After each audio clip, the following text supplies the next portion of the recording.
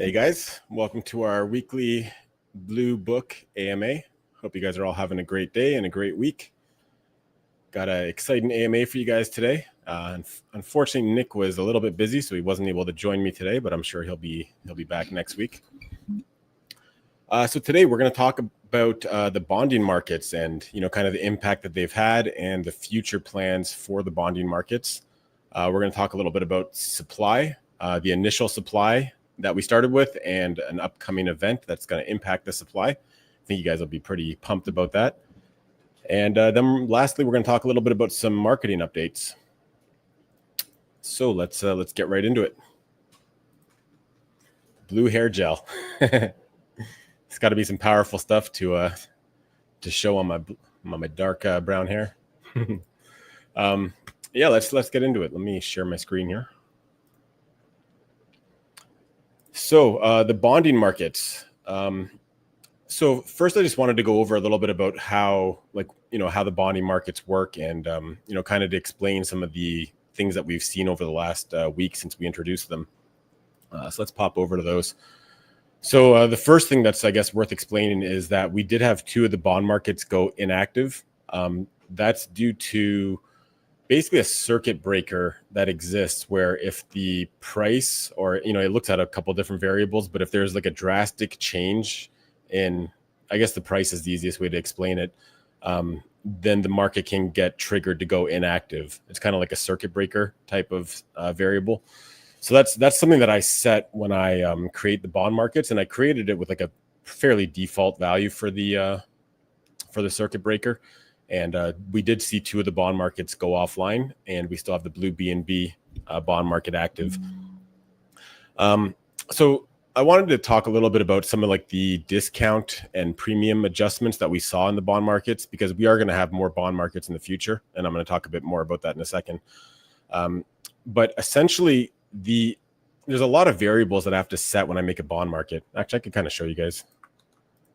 So this is like an admin page I'm going to be showing you guys right now, but it's one that only specific wallets can use, so it doesn't really matter that I'm showing this. But there's a lot of different parameters I have to set when I'm creating a bond market. So let's just do an example one here. I'm not going to actually submit this, but I'll just show you guys. So essentially, like if I was to be setting up like a USDC bond market, let's say, I've got to set the initial price. So, let's say like 13 with the, to give it a small discount. So for the protection buffer, this is like done in percentages, and I did the other ones at 15%. So this is basically like the circuit breaker. And then, we got stuff like the deposit interval, the tune interval, the duration in days, and the vesting period. So all of these things have like a huge impact on the way the bond market operates. And luckily for us, I had a little bit of experience, or quite a bit of experience setting these up in the past. So I was able to kind of set this up in a way that it was quite efficient, in like the supply that became available was fairly in line with what the demand was. I think if anything, probably there was a little bit too much blue available through bonding. And we're going to address that moving forward by just kind of structuring our future bond markets a little bit differently. I think that our original bond markets, they did work quite well. Our treasury has grown substantially, and that's even with the price of some of the LPs dropping a little bit. So treasury is up to over $350,000. This entire $32,500 of USDC was gained through bonding. Our blue book LP, I think this was around 3.7 rough. Actually, I can just reference the bond market to see how much was sold. So yeah, so a little over 3 LP units were received from bonding. So yeah, so like 3.8 that was roughly before bonding started. And the blue BNB LP has grown the most. Let's see how much of those have been sold so far. So a little over, it's like 1% of an LP roughly. So let's say very roughly like half of this was accumulated from bonding. So overall, very, very bullish for the treasury. It's grown, like I said, it's grown substantially. I think it was under 200K before the bonding started.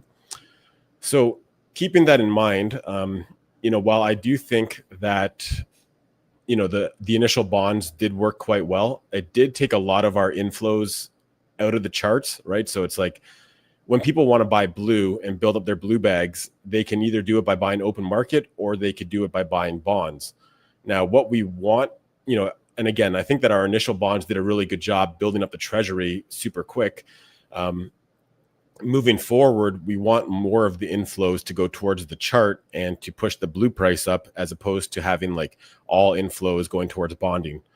So what we're going to do for that is we are going to open more bond markets, but we're going to do it with different parameters that are going to have much less blue available to the bond markets. So just to give you guys like an example, so let's look at the blue book LP, for example. So this one had 5,000 blue available, and the bond market was actually planning on ending today. So this was like a 1 week bonding market. So if we do the math on that, that's a little bit less than 1,000 blue per day, right? So that's, let's just call it 800 blue per day. Well, at the $20 plus blue price that we were at when this bond market launched, that's quite a bit of money that needs to go in to fill that capacity, right? So like 800 blue, that'd be like $16,000 per day at $20 blue. And of course, we had other bond markets open as well, right? So basically, the bond markets that we're going to create in the future, and I'm going to create them fairly soon.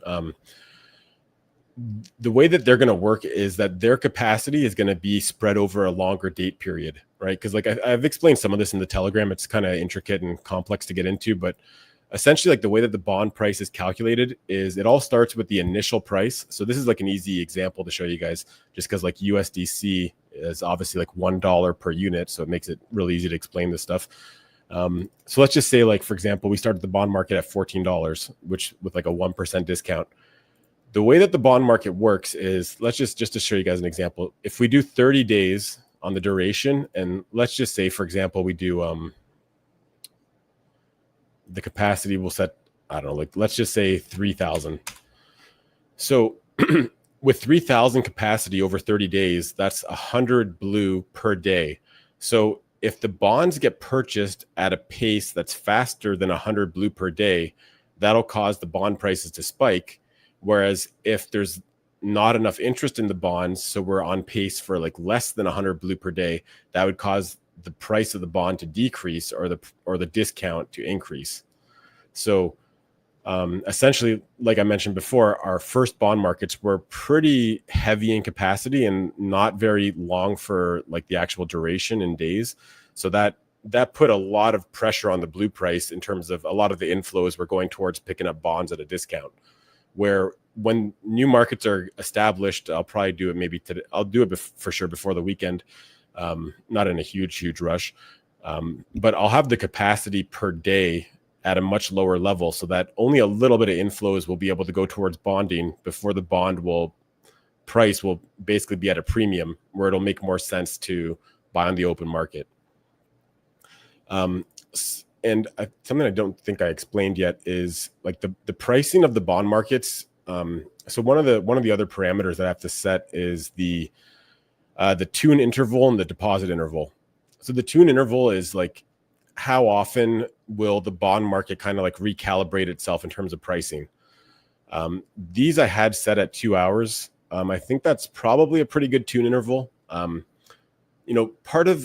Part of what we experience with our bond markets is that a lot of the inflows come in huge waves, right? Like, so the bond market pricing would be more stable if the inflows into the bonding markets happen gradually over time. But what we were seeing is like a bond market would, like, let's say, have a premium, so it doesn't make any sense to buy it. So then it would go like a day without a purchase, and then somebody would do a purchase, and then it would recalibrate, and then there would be a big discount, and then we would see tons of bond purchases in a very short period of time, which actually triggered the circuit breaker on a couple of the markets. But yeah, so essentially having a longer end date and a smaller capacity, hopefully what that'll allow us to do is, for one, there's not going to be nearly as many blue available through the bond market. So we won't see those massive inflows in a short period of time because the price is just going to spike a lot quicker, right? So like some guys, I'm not sure the exact numbers, but I know that some guys were like taking max bonds back to back to back to back, which is, it's perfectly fine. That's what the bonding markets are there for. But the only way that that was able to happen is because the capacity was high enough that it could keep giving the max payouts without the price adjusting like drastically. So that'll be addressed when we have much lower like daily capacity in the bond markets. I think what makes sense to do, and I'm happy to hear feedback on this, would be to have I think that these three bond markets are good choices for the core bond markets that we would have. But having a much lower capacity per day. So maybe having 150 or 200 blue daily capacity combined between all the bond markets. And then we could have them be like longer running bond markets that should just take care of themselves in terms of pricing. And then what we can do in the future is if there comes a time where it makes sense to have more blue available through the bonding markets, what we'll do is we'll just throw up like an additional bonding market for a shorter period of time with higher capacity that'll run alongside those longer running bond markets. So that's going to be the plan for the future with the bonding markets. So you guys will see those starting to pop up in the next day or two. And you can just basically, it'll look very similar to the ones that we already have. But again, the capacity is going to be much lower on a daily basis, right? So like, for example, having something like this, the same 5,000 capacity that we had on the blue book LP, but having it like over like a 3-week period or 4-week period, as opposed to having it over a 5-day period, which will, as I said, it'll have most of our inflows going towards the chart as opposed to going into bonding, just because there won't be nearly as many blue available there. Let's catch up on some of these comments. Let's go. Are we using the Treasury? Can you give more info about the Treasury? Yeah, so the Treasury can be used for numerous things. Like one of the primary ways to use the Treasury would be like for a reverse bond offering in the future, where the Treasury could essentially buy blue off of individuals, and it would give them Treasury assets in return. So kind of like the exact opposite of how our current bond markets are working. And of course, if those are at a discount, like what you'd want to do is people would start buying blue on the open market in order to trade it to the Treasury. So that's one way the Treasury can be used. The Treasury could also be used more directly, but we're just so early in the project is so early that I think at this point it makes most sense to be building up the Treasury instead of thinking of ways to start utilizing it.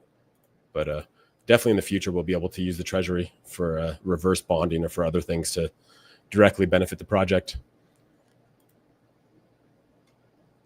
So I think that's pretty much all I wanted to say about the bond markets. Do you guys have any comments or feedback on bonding, or in terms of like the parameters that we set or the vesting periods? I know we did have a comment or two in the Telegram about potentially using much longer bonding periods or like vesting periods. And I think that we're in a unique situation because the way that our bonding market works and the way that your vested tokens are still earning you rebases, we actually kind of can have longer vesting periods, right? Because I think it's, as I've said last week's AMA, ideally we want our bonding markets to get our bonds to get purchased by long-term holders and believers. So those guys shouldn't really care that their tokens are being held by the bonding contract just because they're still earning those rebases. So, I think the 4 to 5 day vesting periods was pretty good. I think a lot of the parameters that were set in the bonding markets were quite good, besides maybe having a little bit too much capacity. But if you guys have any feedback on the bonding market parameters, definitely let me know, and I'll take that into consideration before we start creating some new markets. Bonds are just amazing. Also, it's getting the rebase and the G Blue is getting more expensive. It's amazing. Yeah, it's the bonding markets truly are amazing because there's no opportunity cost, right? Because you're still getting those rebases on the G Blue. So it's definitely a really cool system. Vesting period should be longer. That would keep quick profit people away. Yeah, I agree. I do think that it's kind of natural for some people to want to like play the bonding markets, and that like if there's a big discount to kind of take the bonds and plan to cycle into more bonds. I think that's also a little bit healthy. Of course, we want long-term holders to be holding all of our blue. So yeah, no, I think we can experiment with some longer vesting periods.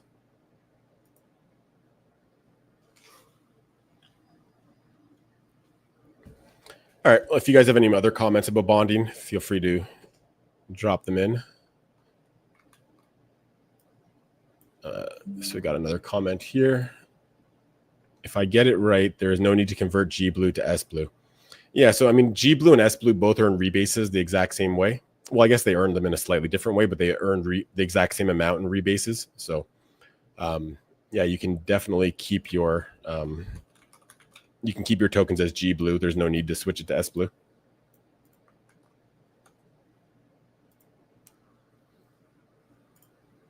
So let's move on to some info about the next thing I want to talk about, which is the supply of blue and a burn that's going to be coming up.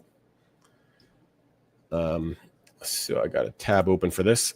So I want to just talk a little bit about like what the initial like mint of blue looked like, and what's going to be happening right after this AMA is over.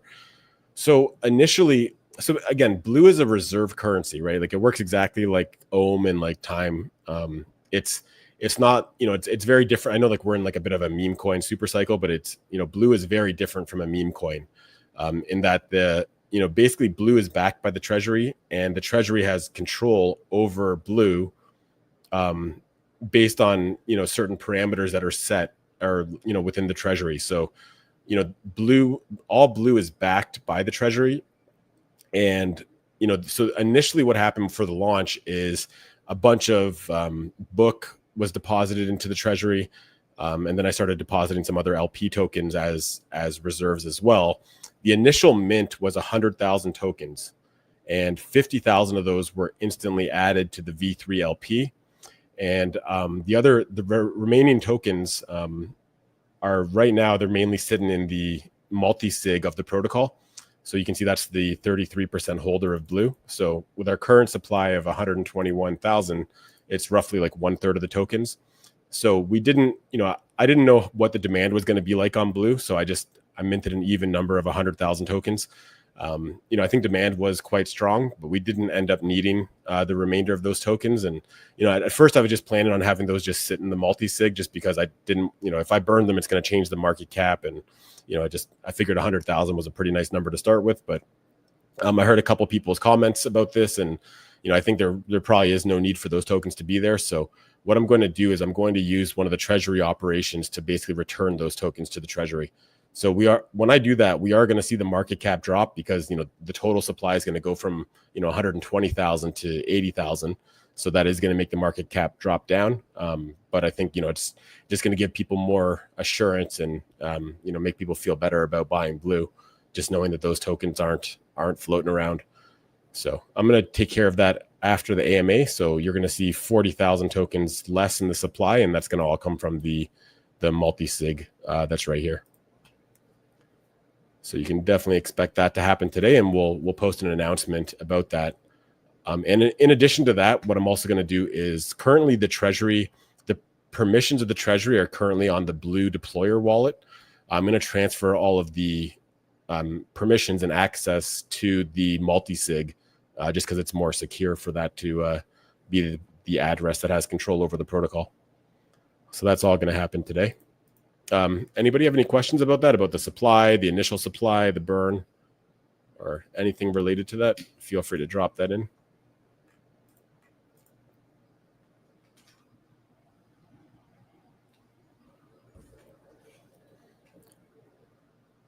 All right. Well, last up, we're just going to have a quick discussion about marketing and what's coming up in terms of marketing. We've had Nick working overtime, finding us the right KOLs to work with. And we got a question here. There's only around 2,800 blue in people's wallets. I'm not sure where you see that. Yeah, I mean, that probably looks pretty accurate. Although, I mean, keep in mind that, the second biggest holder is S blue, like the staked blue. So not sure where you got the exact number 2,800, but that seems like it's probably pretty accurate for blue that's just sitting in people's wallets. Although keep in mind that not many people are going to hold blue in their wallet unless they don't know what the protocol is about, right? Like it doesn't, just because our staking has no locks and no penalties, there's really no reason to have blue just sit in your wallet without earning rebases. You're basically just giving money away. So probably a much better indicator would be like the S blue holders and positions. But yeah, I think 2,800 is probably pretty close. That's pretty amazing early with that low amount. Yep, 100%, man. I mean, again, just burning those 40,000 tokens is going to bring our supply down to 80,000. And, as you can see here, the biggest holders got 540 and the other holders are quite a bit less. And let's take a quick look at the S blue holders too. One quick and easy way to do that is just to pull up the contracts, go over to S blue.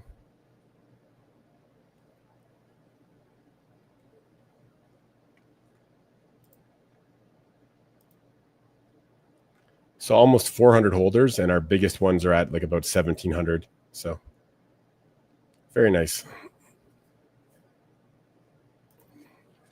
Have you calculated what price per blue needs to be when the parabola really goes vertical? I don't think there's a way to really calculate that. I think that, based on our liquidity and the offering that we have here, I think the potential is huge. But in terms of calculating an exact price, I'm not sure anyone could really do that. What are the other top contract wallets? Let's go take a look. So this one, I believe, is a staking. Let's take a look at that.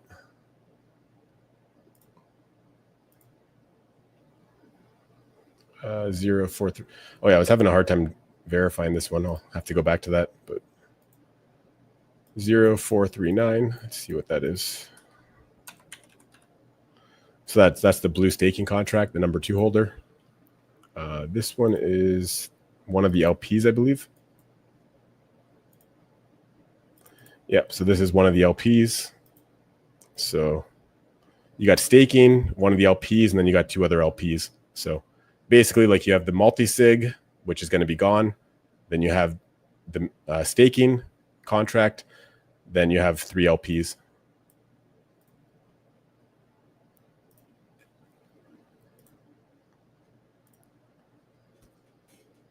All right, let's move on then with the marketing talk.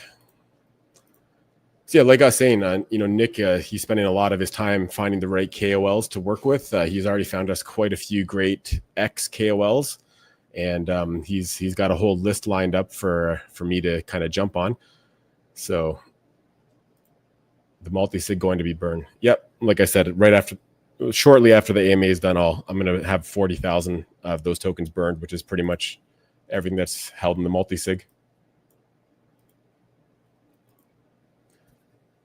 So so Nick's working hard to find us more ex-KOLs, and also we are in talks with some YouTube KOLs as well, because I think that having popular YouTubers with real good communities, demonstrating the protocol on their channels and showing people what blue is about and the potential of blue, I think that's going to be a huge catalyst for the project. So we're definitely keeping our eyes peeled, and we've got a couple lined up. I do think that the market is taking a little bit of a breather right now, so I want to line up some of the big spends with when the market is starting to look a little bit stronger. So hopefully that comes sometime in the next couple of days or the next week. But we'll keep doing some KOLs and some promos, but we'll get the real heavy hitters coming once the markets start to heat up a little bit. And I'll maybe see if I can get Nick to share a little bit of insights on some of those. I know a lot of you guys are excited about Crypto Banter. We're still waiting to hear back from them. I shot them, a couple messages about some of the updates that we did based on their feedback, and I'm still waiting to hear back from them in terms of what they think about the updates and how we can proceed with them. So that's pretty much what I got for you guys today. If you guys have any comments or feedback, I'd love to hear it. Actually, something else that's worth showing you guys real quick is the Blue Book LP. So again, we've built this up substantially through the bonding offering. And if we take a look on DBank, we can see this a little bit easier. we can see the contents of this LP, right? So the LP that the Treasury is holding right now, it's holding 4,600 blue and 11.7 million book. And for everyone that's in book, I mean, I can't really, overstate how important this is that blue was able to, in the blue book LP, it basically took almost 12 million book that would have been in the other LP, right? So like the main book LP, all the book that you see in this LP would have otherwise been there, right? Like, so this is book that has been bought to be used in bonding, or that the protocol bought to create the initial book blue LP. But essentially all the book that is in this LP, this would have resulted in a lower book price if we didn't create this LP, and if we didn't have people like buying book in order to bond into the book, or the blue book LP. So it's a really substantial amount, and so I wanted you guys to see that, because I know the book price is not the greatest at this exact moment, but it definitely would not be where it's at if it wasn't for all the demand that's been put on book through blue. What do you think of lock with duration contract with some advantage, maybe ROI contract style? I mean, that's just a completely different style of protocol, I think. I think that, we're taking a bit of a different angle with blue. We've seen a lot of success in the past with ohm and time. And, I think that, they've demonstrated that in the right market conditions, that these type of projects can go absolutely parabolic. And that's what we're aiming for. I don't want to start switching things up. I mean, well, for one, I can't switch things up in regards to that. So, the only thing that could be done for that, and don't want to do it, but like there could be a second, it would have to be like a second offering that was separate from the primary offering. But when the primary offering is already given, 1.7% per day, and there's no locks, well, a secondary offering that had a lock would have to be way higher paying than that. And I don't think that that's something that we need. Just as a side contract. Yeah, like for the reasons that I just explained, I don't think that really makes sense.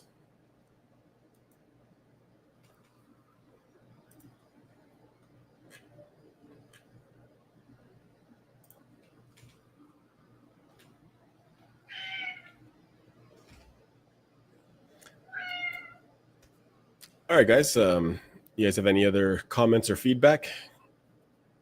And like I said, we got a couple things that I'm going to be doing right after the AMA concludes. So you guys will get some announcements about when those things have been done, and with transactions. Got a question here. The blue book LP, will the book stay in the LP and continue to grow as more people bond? Yeah, so the book will definitely stay in the LP. I mean, it's an LP, so it's going to work just like every other LP where, if the price of book moves up faster than the price of blue, well, then the amount of book in the LP is going to decrease, just because that's how LPs work. So, it's definitely going to have those dynamics. But the same thing happened in reverse, kind of like when we first launched, is that the blue price started at $5 and it's still at, $14 right now, and went as high as like 28. What that caused a lot more book to flow into the LP. So, so just the dynamics of an LP are going to work both ways there.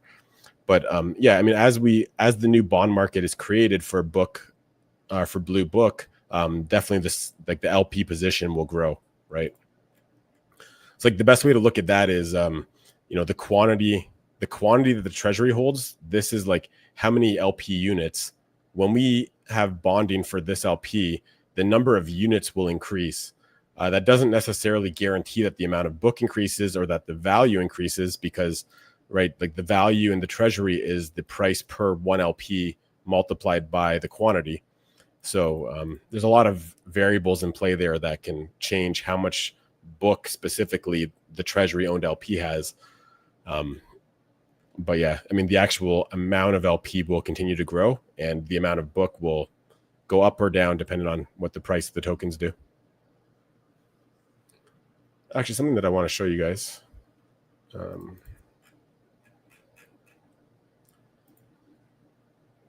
Let's go look at the other pairs.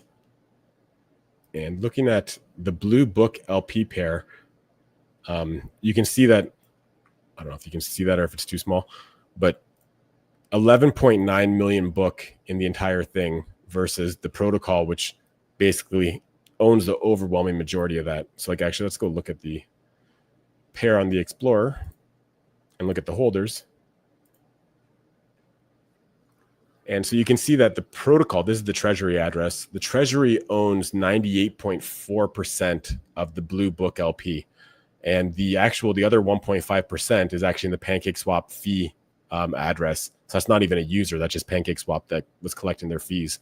And this is like exactly the whole purpose of protocol owned liquidity, right? Like, I think I've explained this before, but like when a protocol has farms and builds their liquidity by giving out tokens via some kind of farm opportunity, you're basically paying to rent the liquidity, and then the users are free to kind of withdraw it and go sell it or do whatever they want with it at any time. The whole advantage of bonding is that while we are giving out a reward token, we're giving out blue, but we're not paying to rent the liquidity, we're actually paying to own the liquidity. So this is like what you would expect to see in a setup like what we have, right, where the protocol actually owns like 100% of the liquidity. And actually, let's take a look at one more so this is our V2 blue BNB. Let's take a look at this one. So we've got guys that are adding liquidity now because it looks like they're going to probably be bonding, but let's take a look at the holders of this one. Yeah, so this one's way more extreme. So the Treasury owns 99.79% of this LP. So I'm not sure exactly why, but for some reason, PancakeSwap, their fees were a lot less on this one. They had like 1.5% of the LP in fees, and this one they only have 0.04%, that is actually kind of odd. I'm not sure why PancakeSwap. I think there's been similar action on both LPs, so I'm not sure why their fee is so much greater on the other LP, but that's a question for PancakeSwap. It's nothing that we control. Hope that answered your question and a little extra information on the side.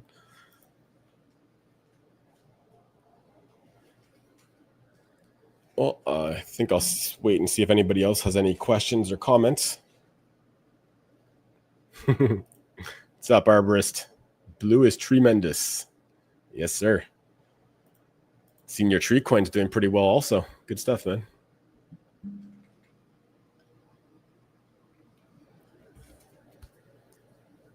All right, guys. Seems like that's all the comments we got for today. So I think we'll conclude it here. And yeah, like I said earlier, you guys can expect a couple announcements coming up with just some solid information about when some of these events have completed with all the details. So stay tuned for that. It'll be in the blue announcements and pinned posts on the Telegram groups. So let's hope that this alt season really kicks off hard soon, and I'll see you guys in the Telegrams. Oh, we got another question coming up. Yeah, no rush. Thanks for the amazing AMA, Aaron. My pleasure, man. Looking forward to the announcements. Can we know something about banter? I've already touched on this. We're just waiting for a reply from them. Single-sided LP. Yep. I mean, you guys know I've already done this before for book, so definitely something that we'll introduce to Blue, just trying to release things kind of one step at a time.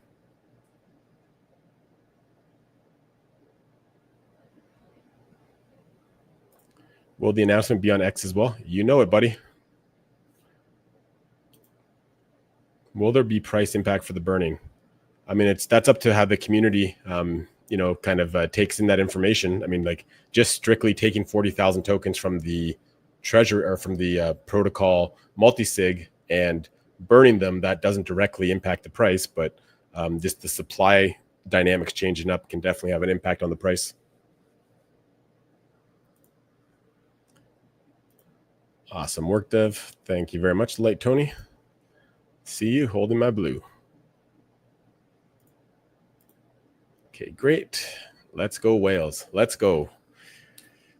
All right, guys. Well, I think got everything across that I wanted to. So, like I said, I'll see you guys around the community. And got another question here. Doc said that after 3 months there would be a change APY, right? So, what we said in the docs is that we're promising that it's not going to change for at least 3 months. Where is that in staking, I think?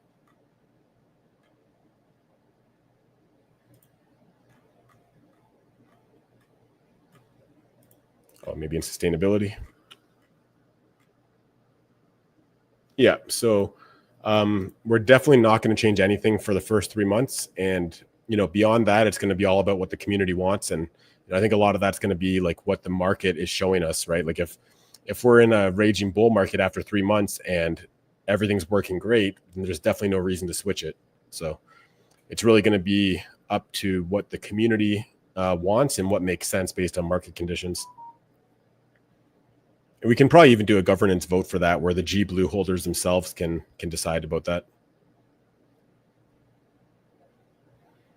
You know me, I want to do whatever the community wants and whatever's going to bring the project the most success. So, I think that the 3-month commitment to the APY is just so people don't get worried that it's going to change right after they buy in. But ultimately, it's going to be whatever the community wants that's going to dictate what we do.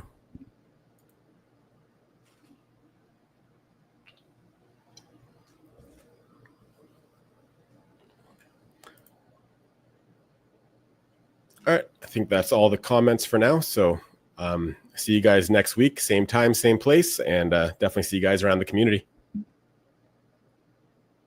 Oh, got one last question here. Any use for G Blue apart from voting? Yeah, so I mean, G Blue is just like a more flexible S Blue, right? So essentially with G Blue, it's for the most part, it's no different from S Blue, but there's certain things like voting where G Blue works really well, or cross chain stuff G Blue works really well, or just like any integration with other DeFi protocols. It makes sense to use G Blue because that's something where our users can still earn their rebases, but they have a token that is a regular like ERC20 that doesn't, like S Blue gets rebases, which makes it like incompatible with a lot of different DeFi protocols. So G Blue is going to have other use cases coming up in the future, but voting is going to be one of them. And I've got something else that's I'm not going to talk too much about yet. I've got something pretty exciting coming up, and I'm very well might base stuff on how much G Blue people have, but I'll talk more about that at another time.